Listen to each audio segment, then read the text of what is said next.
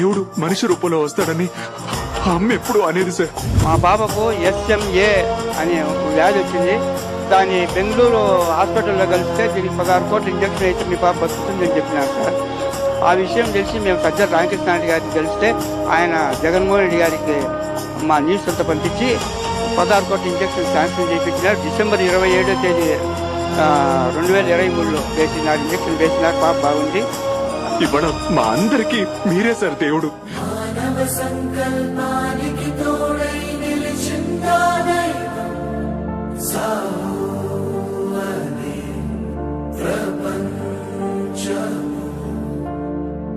నమ్మకమే